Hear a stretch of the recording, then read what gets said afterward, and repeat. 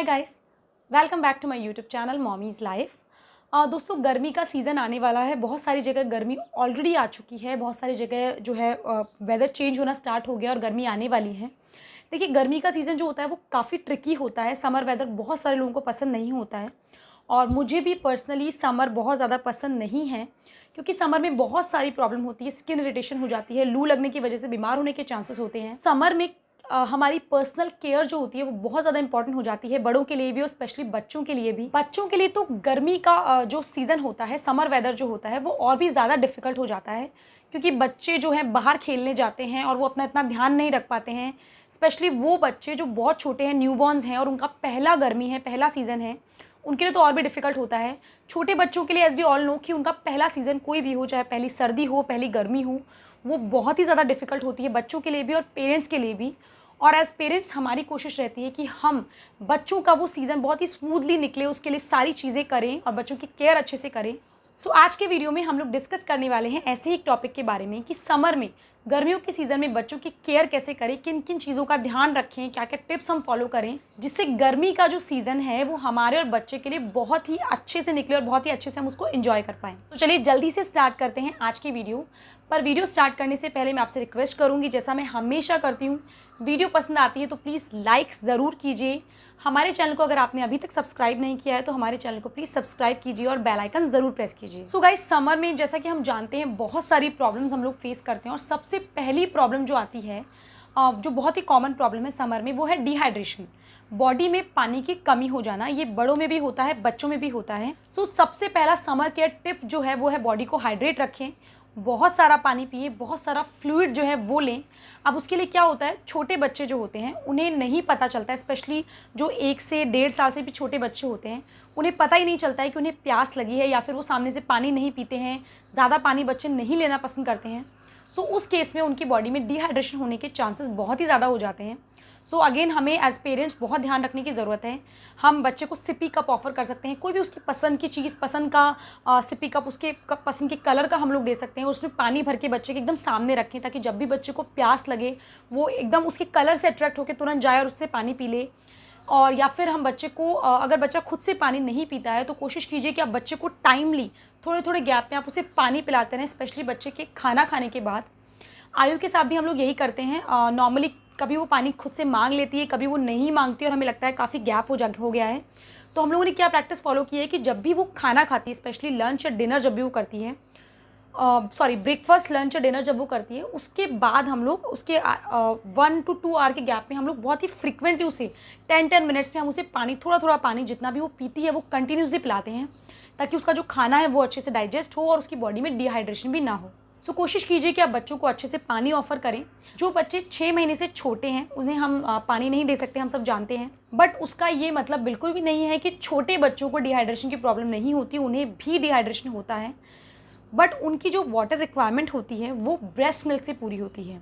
सो कोशिश कीजिए कि आप छोटे बच्चे को, अगर वो दूध नहीं भी पी रहा है, बहुत लंबे लंबे गैप तक वो दूध नहीं ले रहा है, सो जाते हैं कई बार बच्चे 5-5, 6-6 घंटे, एकदम न्यूबॉर्न जो बेबीज़ होते हैं वो 5 to 6 आवर्स कंटिन्यूसली सो जाते हैं और दूध नहीं पीते हैं। सो अगेन आप ही को कोशिश करनी है, आप बच्चे को किसी भी तरीके से उठाइए, बट बच्चे को कोशिश कीजिए कि हर 2 घंटे में आप थोड़ा थोड़ा सही पर बच्चे को ब्रेस्ट फीड कराइए। क्योंकि क्या होता है, बच्चा जितना ज़्यादा दूध पीता है उतना ही वो पी करता है और वो पी के थ्रू उसका बॉडी का सारा पानी निकल जाता है और डिहाइड्रेशन की प्रॉब्लम बच्चे को हो जाती है। सो थोड़े थोड़े गैप में आप बच्चे को ब्रेस्ट फीड ऑफर कीजिए, ताकि उसकी बॉडी जो है वो हाइड्रेट रहे और उसे कोई भी तरीके की जो डिहाइड्रेशन से रिलेटेड प्रॉब्लम है वो ना हो। अगर बच्चे 6 महीने से बड़े हैं तो वाटर के अलावा बहुत सारी और भी फ्लूइड्स हैं जो उन्हें ऑफर कर सकते हैं। कोकोनट वाटर आप बच्चे को दीजिए, बहुत अच्छा होता है डिहाइड्रेशन को सॉल्व करने में। उसके अलावा वाटर बेस्ड फ्रूट आते हैं जो कि जिनमें पानी का कंटेंट जो होता है वो ज़्यादा होता है और बच्चों को नॉर्मली टेंगी और स्वीट फ्रूट पसंद भी होते हैं, तो गर्मियों में आप बच्चे को फ्रूट्स ज़रूर दीजिए। बच्चों की जो डाइट है, मतलब अगर वो खाना कम भी खा रहा है तो चलेगा, बट उसकी फ्रूट डाइट जो है वो आप इंक्रीज़ कीजिए। इसके अलावा अगर बच्चा नॉर्मल पानी नहीं पी रहा है तो आप कोई भी फ्लेवर डाल दीजिए, आप पानी में हल्का सा लेमन स्क्वीज़ कर दीजिए और वो टेस्ट बच्चे को दे दीजिए। दही ऑफर कीजिए, छाछ आप दीजिए, बहुत ही अच्छा सोर्स है। ऐसे बहुत सारे फ्लूइड्स हैं जो बहुत अच्छे होते हैं, बच्चों को पसंद भी होता है, तो जो भी आपके बच्चे को पसंद है या फिर उसके एज के अकॉर्डिंग सुटेबल है वो आप बच्चे को ऑफर कीजिए। अब आती है समर केयर की दूसरी टिप, वो है क्लोथिंग। देखिए बच्चा क्या कपड़े पहनता है वो अगेन बहुत ही इंपॉर्टेंट होता है, क्योंकि कपड़ों की वजह से भी स्किन प्रॉब्लम होती है, स्वेटिंग की प्रॉब्लम हो सकती है, स्किन इरिटेशन होती है। हम सबको पता है कि गर्मियों में जो है घमौरियाँ होना, अलाई वगैरह हो जाना वो काफ़ी कॉमन होता है, स्पेशली बच्चों में ज़्यादा होता है। उसका कारण क्या होता है कि बच्चे बाहर जाते हैं, खेलते हैं, तो उनको बहुत ज़्यादा पसीना आता है और वो उन्हीं में रब कर लेते हैं, इचिंग कर लेते हैं, हैंड वॉश प्रॉपर नहीं करते, तो इसकी वजह से बच्चों को बैक्टीरिया इन्फेक्शन की वजह से घमौरियाँ हो जाती हैं। सो उसके लिए आप कोशिश कीजिए कि बच्चे को जो भी आप कपड़ा पहना रहे हैं वो कॉटन फैब्रिक आप लोग यूज़ कीजिए, क्योंकि कॉटन फैब्रिक में क्या होता है, ब्रीदेबिलिटी बहुत अच्छी होती है। कॉटन फैब्रिक से हवा इजीली पास हो जाती है और जो पसीना होता है वो हमें तुरंत हमारा ड्राई अप हो जाता है, सूख जाता है। उसके साथ साथ ही जो भी आप बच्चे को कपड़ा पहनाते हैं वो लाइट वेटेड होना चाहिए, बिल्कुल लाइट सा कपड़ा यूज़ कीजिए। बहुत ज़्यादा टाइट कपड़े आप बच्चों को बिल्कुल मत पहनाइए, थोड़े लूज़ लूज़ कपड़े बच्चों को पहनाइए, स्पेशली अगर आपका बच्चा 6 महीने से छोटा भी है, क्योंकि बहुत से लोग क्या करते हैं, अगर बच्चा छोटा होता है तो कोशिश करते हैं कि बच्चे को बहुत ज़्यादा कवर अप करके रखें, क्योंकि छोटे बच्चों को सर्दी बहुत जल्दी लग जाती है। अगेन ये सच है कि छोटे बच्चों को जल्दी बीमार होने के चांसेस होते हैं, क्योंकि वो अभी अभी इस वर्ल्ड में आए होते हैं। बट इसका मतलब ये नहीं है कि छोटे बच्चों को गर्मी नहीं लगती, उनको नॉर्मल लोगों की कंपैरेटिवली ज़्यादा गर्मी लगती है। तो आप बच्चों को बहुत ज़्यादा कवर करके मत रखिए, क्योंकि आप नोटिस करेंगे कि जब भी आप अपने बच्चे को गर्मी के सीज़न में स्पेशली ज़्यादा कवर अप करके रखते हैं, ज़्यादा लेयरिंग करके रखते हैं बच्चे के ऊपर, तो उसकी स्किन पे रैशेस बहुत ही कॉमन होते हैं।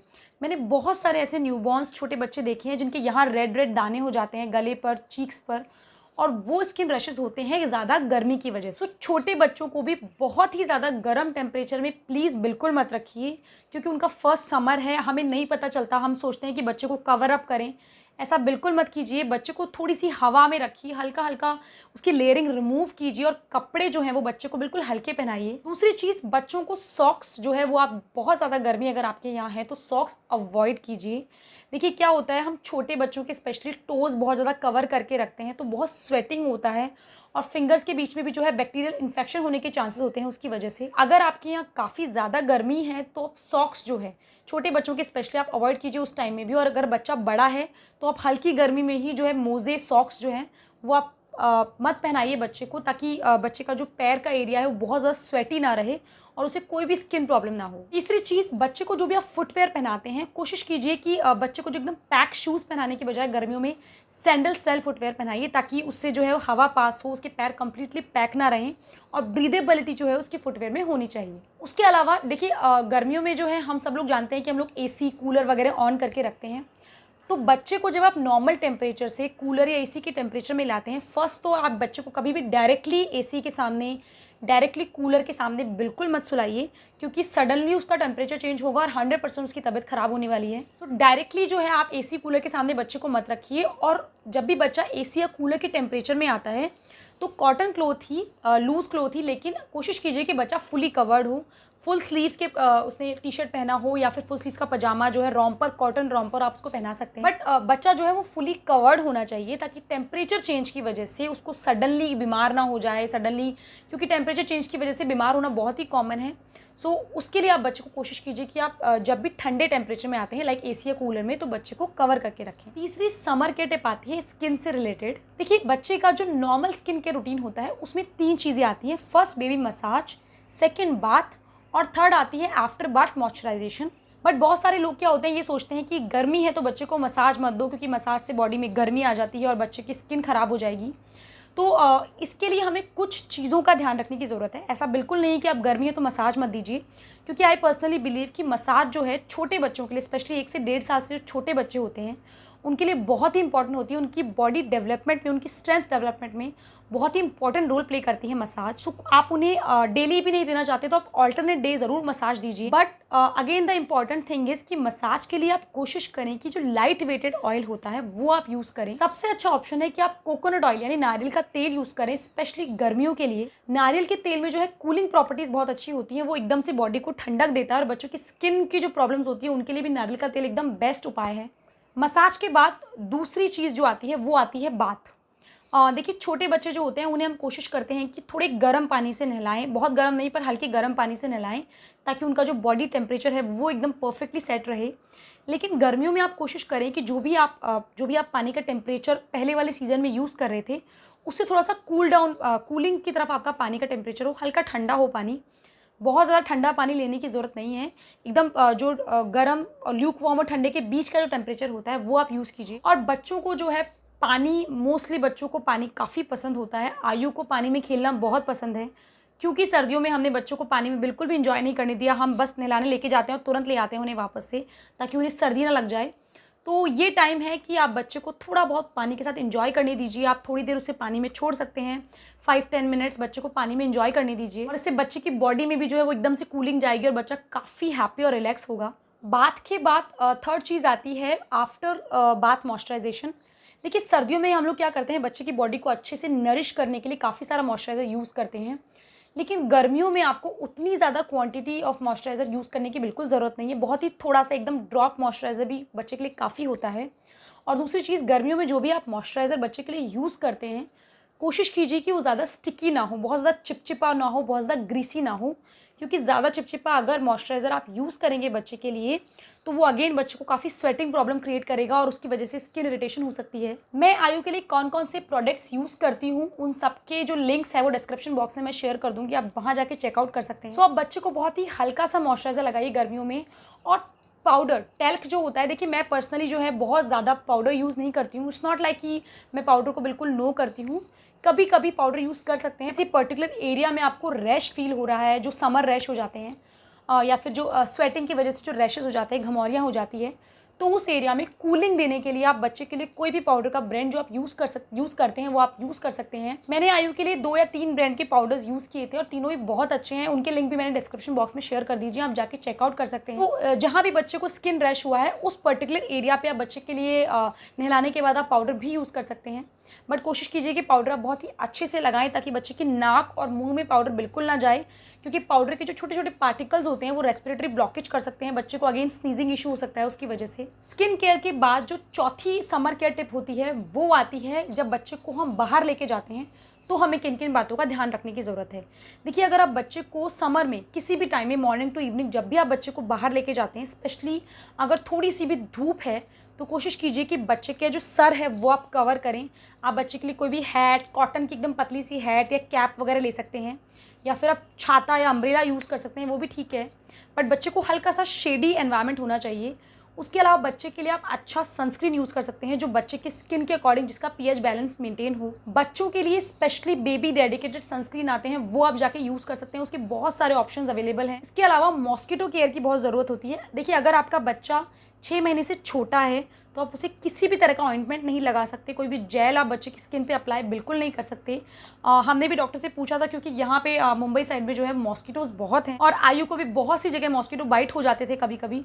तो हमने डॉक्टर से पूछा था कि हम कोई जेल यूज़ कर सकते हैं क्या। उन्होंने कम्प्लीटली नो बोला कि जब तक बच्चा छोटा है आपको कोई भी जेल लगाने की बिल्कुल ज़रूरत नहीं है। बच्चे की स्किन पर हो सकता है बच्चा उसे मुँह में ले ले, उसकी स्किन पर इरिटेशन हो सकती है, रिएक्शन कर सकता है। तो छोटे बच्चे के लिए द बेस्ट ऑप्शन है कि आप मॉस्किटो नेट यूज़ करें। और अगर आप बच्चे को बाहर लेके जा रहे हैं, तो आप बच्चे को फुली कवर्ड कपड़े पहनाएं, ताकि उसे मॉस्किटो बाइट्स ना हो। बट अगर बच्चा आपका बड़ा है, 1 साल से ऊपर का बच्चा है, तो आप उसके लिए रोल ऑन यूज़ कर सकते हैं। रोल ऑन बहुत अच्छे होते हैं। हम लोग आयु के लिए अभी तक रोल ऑन ही यूज़ कर रहे हैं। देखिए, समर के मौसम में जो है प्रॉब्लम्स तो बहुत सारी आती हैं, और बहुत सारी प्रॉब्लम्स के साथ बहुत सारे सोल्यूशन भी आते हैं जो हमारे घर में, किचन में अवेलेबल होते हैं। तो जो भी आपको सोल्यूशन पता है वो आप यूज़ कीजिए। अच्छा खाना खाइए, अपनी इम्यूनिटी इंक्रीज़ कीजिए, ताकि कोई भी तरीके की प्रॉब्लम आपको, आपके बच्चों को, आपकी फैमिली को समर्स में ना हो। और ये जो सीज़न है समर्स का, जो हम अच्छे से एंजॉय कर पाएँ। अभी कोरोना का टाइम चल रहा है, तो हम लोग बाहर कहीं नहीं जा सकते हैं, घर में ही रहना है। बहुत सारी जगह वर्क फ्रॉम होम है, तो हम घर में ही रह के इस सीज़न को एंजॉय कीजिए।